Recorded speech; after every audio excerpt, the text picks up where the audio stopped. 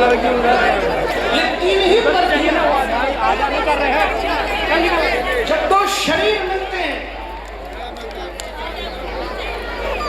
जब दो शरीर मिलते हैं तो केवल एक आत्मा। जब दो शरीर मिलते हैं तो केवल एक आत्मा। और जब दो आत्मा मिल जाए तब घर में कोई महात्मा। और मेरे को कहने में दीजिए, जब शरीर और आत्मा इन दोनों की पर्दी से मुक्त हो पड़े, परमात्मा आपस में मिल जाए, राम कृष्ण और हनुमान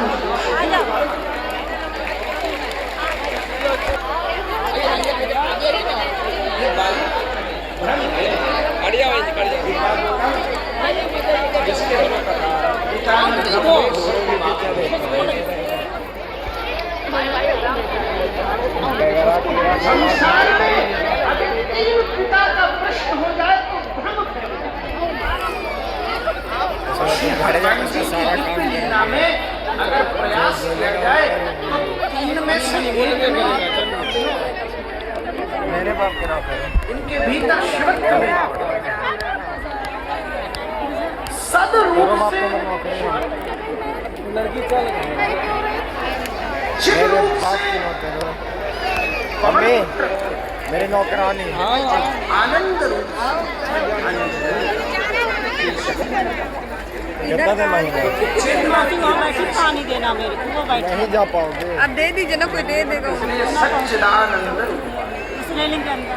अब किसी को दीजिएगा वो दे देंगे। इधर सब संसार में प्राप्त होने वाला अनुभव या तो सुख होता है या दुख होता है। आनंद क्यों नहीं होता? क्योंकि उस अनुभव में दो वस्तुओं की कमी है, जिसमें सदात्मकता भी नहीं है और चिदात्मकता भी। सदात्मकता और चिदात्मकता का अर्थ क्या होता है? सरकार वेदांत में व्याख्या की, जो वस्तु त्रिकाल अबाधित है उसको सत्य, जो भूत में, वर्तमान में और भविष्य में निकाल देंगे। अब तुम 12,000 कोई ऐसी वस्तु नहीं है जो भूत में, वर्तमान में और भविष्य काम के लिए और ये तीनों कालों में कोई अपरिवर्तनीय तत्व है। नौकर सही बात ये है, जितने भी देवता हैं भाव रूप से विराजमान हो सकते हैं। कलयुग का सौभाग्य है कि श्री हनुमान जी यहाँ हर रूप में प्रत्यक्ष रूप से। दूसरी बात, चिदात्मकता का अर्थ क्या है? उस वस्तु से प्राप्त होने वाला अनुभव क्षीण नहीं। आनंदम प्रतिपदम प्रतिपदम पूर्णामृतास्वादनम। जब किसी तत्व में सदात्मकता और चिदात्मकता दोनों का संश्लेष बनता है तब वो अनुभव आनंद युक्त होकर विराजमान होता है। इसलिए इस संसार में अगर वास्तव में कोई सदस्य स्वरूप है तो वो साक्षात शंकर। शंकर से बड़ा और सदात्मक कौन? सार्वभौम, सर्वकाल है, सर्वसिद्ध है, सर्वस्थित है। इसलिए शंकर श्रवण इनकी सदात्मकता को प्रकाश पवन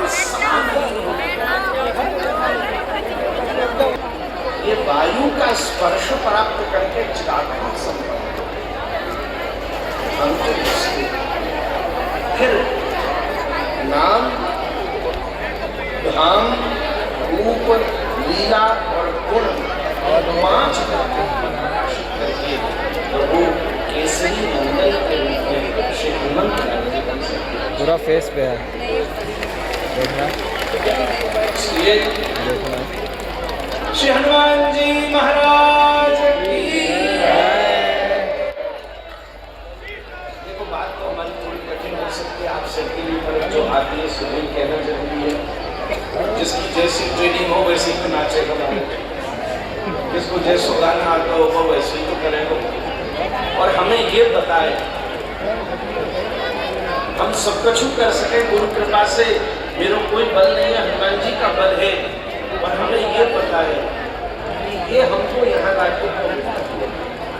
इसलिए अगर वो श्री कथा का वो जो दिव्य भावानुभूति है, अगर उसके द्वारा सरकार की सेवा न हो सके तो फिर यहाँ बैठने का